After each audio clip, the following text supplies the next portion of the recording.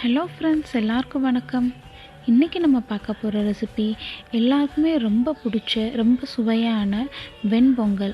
இது எப்படி பண்ணலான்னு பார்க்கலாம் வாங்க. வெண்பொங்கல் பண்ணுறதுக்கு நான் இன்றைக்கி 1 கப் பச்சரிசி, 1/2 கப் சிறுபருப்பு எடுத்திருக்கேன். இது ரெண்டையும் ஒரு பாத்திரத்தில் போட்டு 2-3 டைம்ஸ் நல்லா வாஷ் பண்ணிவிட்டு குக்கரில் போட்டுக்கலாம். இப்போ இது கூட வாட்டர் ஆட் பண்ணிக்கலாம். வாட்டரோட அளவு எப்படி இருக்கணும்னா 1:3 அப்படிங்கிற ரேஷியோவில் வாட்டர் ஆட் பண்ணிக்கலாம். 1 கப் அரிசிக்கு 3 பங்கு தண்ணி ஊற்றணும். இப்போ பொங்கலுக்கு தேவையான அளவுக்கு உப்பு ஆட் பண்ணிக்கலாம். இது கூட 1 டேபிள் ஸ்பூன் அளவுக்கு நெய் ஆட் பண்ணியிருக்கேன். இது எதுக்குன்னா அப்படின்னா தான் பொங்கல் வெந்து வரும்போது ஒட்டாமல் இருக்கும். இப்போ எல்லாத்தையும் நல்லா மிக்ஸ் பண்ணிவிட்டு குக்கர் மூடி போட்டு வச்சிடலாம். மீடியம் ஃப்ளேமில் 3 விசில் வரட்டும். விசில் வந்துடுச்சு. இது இப்படியே இருக்கட்டும். 10 மினிட்ஸ் கழித்து நம்ம ஓப்பன் பண்ணிக்கலாம். அடுத்து ஒரு கடாய் எடுத்துக்கலாம்.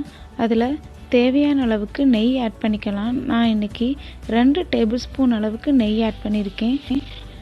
இது கூட 1 டேபிள் ஸ்பூன் அளவுக்கு மிளகு நல்லா வெடித்ததும் அடுத்து 1 டேபிள் ஸ்பூன் அளவுக்கு சீரகம் ஆட் பண்ணிக்கலாம்.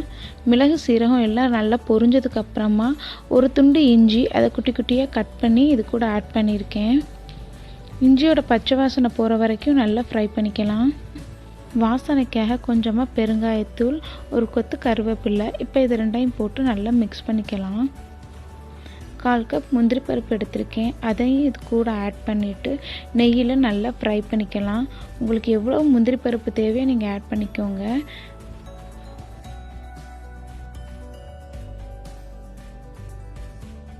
பாருங்கள், எல்லாத்தையும் நல்லா நெய்யிலே போட்டு வறுத்தாச்சு.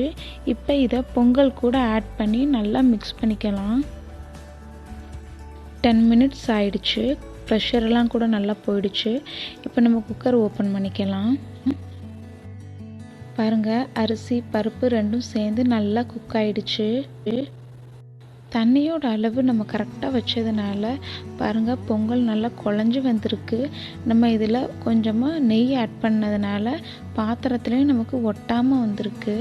இப்போ இது கூட மிளகு சீரகத்தை ஆட் பண்ணி நல்லா மிக்ஸ் பண்ணிக்கலாம். நம்ம தாளித்து வச்சுருக்கிற மிளகு சீரகம் முந்திரி பருப்பு இது எல்லாத்தையும் கொஞ்சம் கொஞ்சமாக போட்டு நம்ம நல்லா மிக்ஸ் பண்ணிக்கலாம். முந்திரி பருப்பு எல்லாத்தையும் நான் இந்த மாதிரி உடச்சி தான் ஃப்ரை பண்ணியிருக்கேன். ஏன்னா நம்ம பொங்கல் சாப்பிடும்போது ஒரு வாய்க்கு ஒரு முந்திரி பருப்பு கிடச்சா நமக்கு நல்லா டேஸ்ட்டாக இருக்கும். சாப்பிடும்போது நல்லா மிக்ஸ் பண்ணிக்கோங்க. இப்போ நம்ம தாளித்து வச்சுருந்த எல்லா மிளகு சீரகத்தையும் போட்டு நல்லா மிக்ஸ் பண்ணியாச்சு. இதுக்கு மேலே கொஞ்சமாக நெய் ஊற்றிக்கலாம். அப்படின்னா பொங்கல் இன்னும் நல்லா வாசனையாக இருக்கும்.